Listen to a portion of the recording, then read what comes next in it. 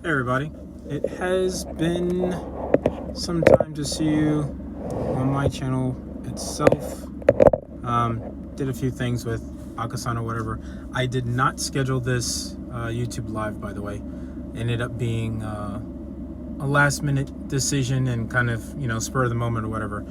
Had some time to myself, obviously, in the car, parked, and indoors by myself, so that's why I don't have my mask on. Anyways, good to see you all. Hope you're doing well. I am loving the shows that are going on right now. I couldn't tell you where to start because there's so many, but a little recap on things going on and what I've been watching. Recap on my side, between doing some more commercial work and a couple films, as well as helping to produce two projects. Been a little busy, so apologies for that. But on the other side, happy that things are slowly starting to get back to what used to be known as normal. On the TV side, oh well, some design work is coming up too, so keep your eyes on the horizon. There's some stuff I'm working on that I'll be able to speak about soon. I'll let you know as soon as possible. Anyways, as far as TV shows and things of that nature, of course, loved Captain America and Falcon, Winter Soldier. Excuse me, Captain America and Falcon. Haha, they're now one and the same. That, Loki, Bad Batch, Superman and Lois, Batwoman. Surprisingly, there's some things on this show that I'm liking. Anyways, with the rambling going on, whatever. Let's see where to start with. Let's go back and say, Flash. Flash has gone on its unique run, puns intended and not intended, and not sure story-wise where they want to take the audience, because it feels like there's multiple things going on that they're trying to put together, but some of it's working and some of it, some fans don't like it or whatever, and I guess we'll see come into the season. Then there's let's see, of the other DC side, Batwoman. Javicia Leslie, I like her. I like her because she just, I like her acting, and she does a really good job of overselling certain things on certain emotions and things on the episode, like she's supposed to. And some of the topics they've been talking about recently, whether it has anything to do with what happened on Falcon and the Winter Soldier or Captain America and the Winter Soldier or not, tackling the topics at hand that's been going on, I think is a really smart thing to do, as long as you can get your point across. Trying to find that, writing that fine line of what's acceptable, but also what is what's needed, and not bashing it over people's heads, but making it to where, okay, I get what's going on. Yeah, we do need positive change. We should be treating each other better, more respectfully, so on and so forth. So I like that they're trying to tackle those things, but also trying to keep the show enjoyable for those that are fans of the show, new or old.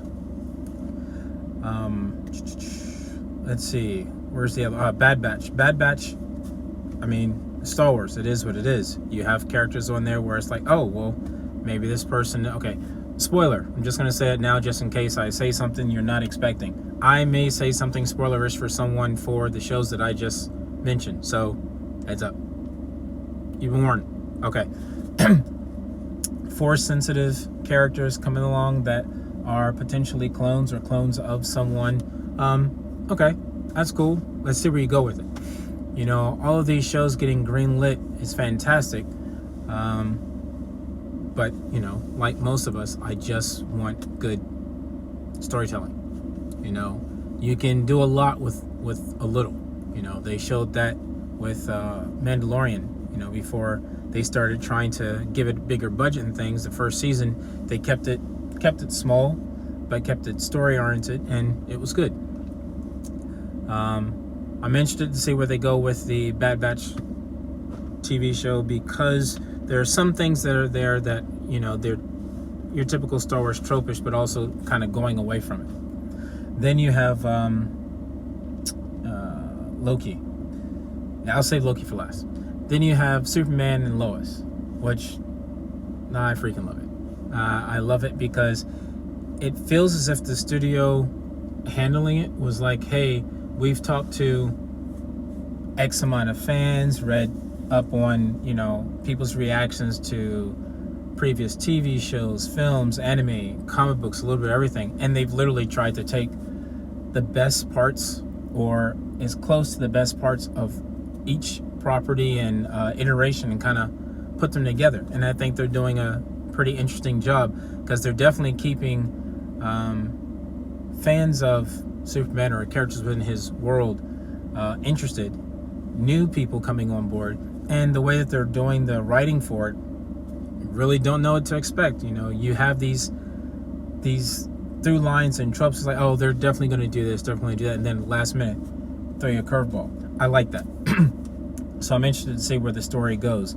I will say the last episode had a nice cleanup job at the end, but it was also a nod to New 52 Superman with the solar flare. So I'm wondering if we're going to see the after effects of that, because earlier episodes he ended up having being weakened from the Kryptonian gas that was used on him. So maybe he'll have an episode or so where he's depowered or something happened, whatever.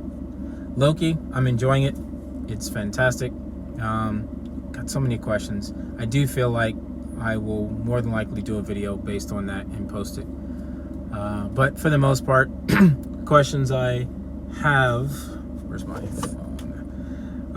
Questions I have are things I want to run by you guys and see what you think. For example, where'd it go? Because I was actually talking with Akasan when we were doing the video the other night, and there's some things that I told him, and then after getting back home, the ride home, I'm like, wait a second, well, what about this, what about that? And then talking to another friend, you know, it's the trickle effect. But for the most part, things like this. Okay, Mobius is a spoiler. Mobius is a timekeeper, along with Ravonna, potentially having their reality reset for protection. This is one of the theories I'm thinking. And the conversation with Ravonna also feels like it's nodding to what Mobius is. Like in the comic books, he's a clone. And when she's talking to him, the conversation in that room, everything is mirroring each other, or there's like a double of something. So it's like she tells him about the other analyst that's there. He puts the coaster, goes to put the coaster down. The coaster, there's 2 rings that are there. When they showed the film in the background that's running, there's 2, making one potential timeline, but there's 2 of them running. There's the designs that's on the wall in the background, which is the infinity symbol, or also a what do you call it? It's a hourglass. But even that is just the way that things are there. They're mirroring each other and that kind of stuff. So I think it's kind of interesting. Anyways, because even the watermarks almost look like an infinity symbol. Just saying. The coaster is a hexagon shape, which also kind of ties in that theme of time, multiverse, WandaVision.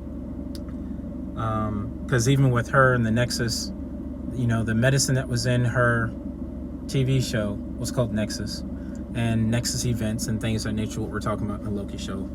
Now, I know it feels like I'm rambling, but I'll get there.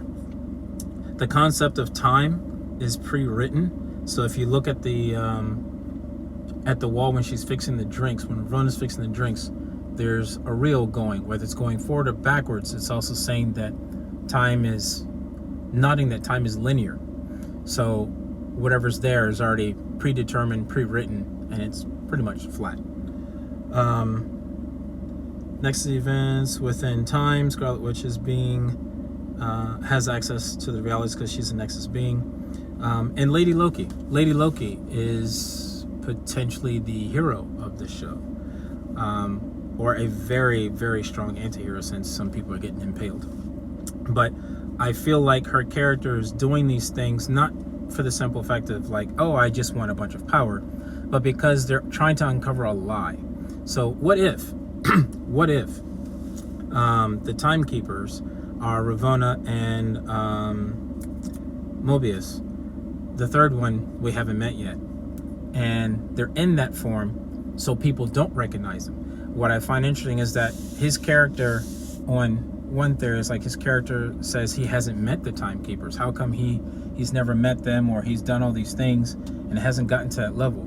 Okay, so then my question is, why is it that one of his underlings, C-20, the agent that was taken, why is it that she knows about the Timekeepers, but he doesn't? That seems strange. So maybe his reality is being written every day, or rewritten every day, so it's in turn to protect him and or them. That's one theory. The other theory is they're all variants, and their timelines are being reset every day because they're trying to keep everything orderly, and so no one deviates from where they're supposed to.